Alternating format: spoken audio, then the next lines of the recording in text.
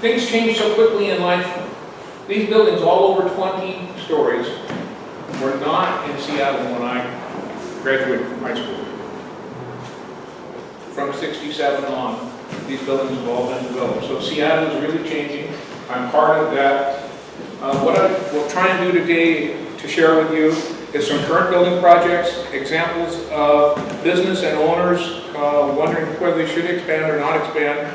I'll talk about finding a building in a specific area for a franchise, and then share with you what I've gotten as referrals from a Tier 1, Tier 2, and a Tier 3 referral. And then I'd like to show you what a letter of intention looks like and some of the aspects of that. The first, wait. Okay, first project, whoops, two projects. Thank you, PJ. This is the Boltville building. I sold them the land. This started in May of 2013. With all the building changes and all of the problems, they have to insulate the buildings, not even the foundations.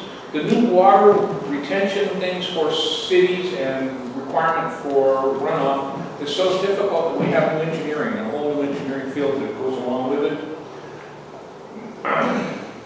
They've had it sound insulated. So what you need is a real team. When you build something, you need not only a real estate agent, you need the planner, you need the architect, you're going to need a landscape person, you're going to need someone to do the engineering and civil engineering on it, and then, quite frankly, you're going to need more money than you ever needed in your life to do with projects these days because it increases in cost.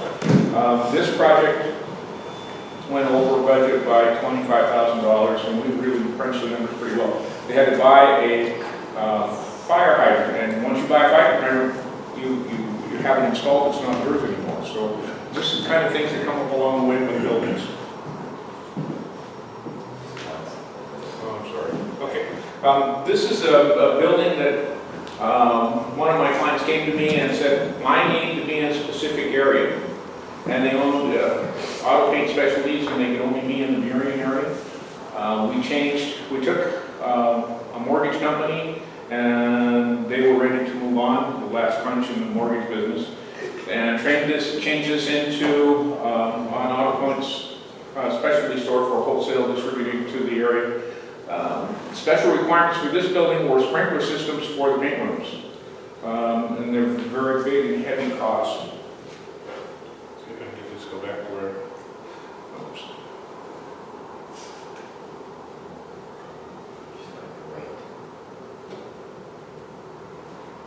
Okay, should I stay or move? This client came to me and he has been thinking about moving, but his rents are so low that he can't really afford to change this location. He's been here about 20 years.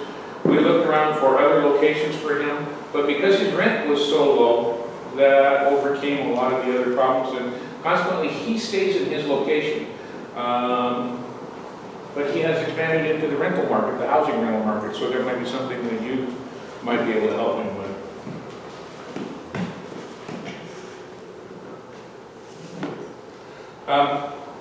Where your referrals have taken me. This is an industrial building on 6th Avenue and the 3300 block on 6th Avenue. It's 33,000 square feet, and Kelsey sent me a referral that lended me in this building, and working with the Alaskan Copper people to redo a building and to talk about, we got in and we got to redo this building. You need to change to insulate it, you need to enclose it, we need to do an abatement of asbestos in the ceilings and in tiles. In older buildings, you have to worry about asbestos, and it has to be encapsulated or it has to be removed. So that's one of the things that a referral here sent me to. This is another one. This was from Dominica. Dominica sent me to a real estate agent in her office who worked for a neighborhood house. And neighborhood house is a group of people who help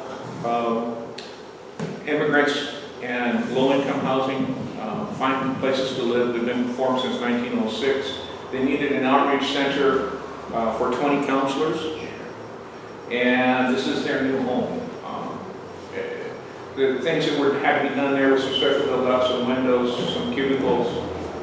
They had been looking for 2 years before they started working with me, and I helped solve their problems to move them on. And I thank you for that.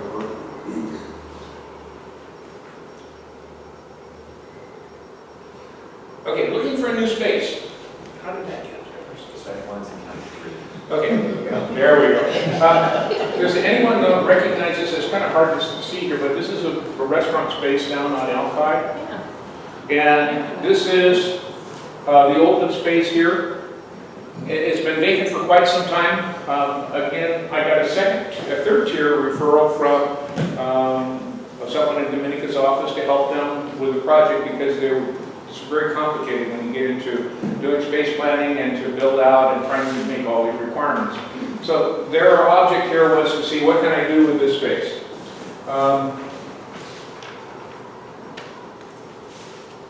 This is what they decided to do with this space. It was built out for tables in the kitchen. Not always do you have space planning going on or have to have a rendering. But in these higher end properties where you have like Alki or downtown Seattle or on Broadway or even here at the Laxtonway Junction, they're requiring $30 to $50 a square foot now. They're talking about a dark shell, which is absolutely nothing in the space, just the walls. No HVAC, no electric, basically no plumbing. They might give you some credit for these things. So you have to really plan what you're doing. With the letter of intention, people are going to ask you to submit financials. This is a basic letter of intention. This is who you are, what you want to do, what you want to lease, the commencement date, terms, options, renewals, rentals, types of leases, things that the landlord will do and things that you'll do. And then it will go on to talk about a security deposit, talk about signage, outside agency things. And along with this, you should always get a copy of the law of agency for the state of Washington, and usually if the building's set 70s, it should be older than 70s, you should get a lead-based paint thing to go along with it.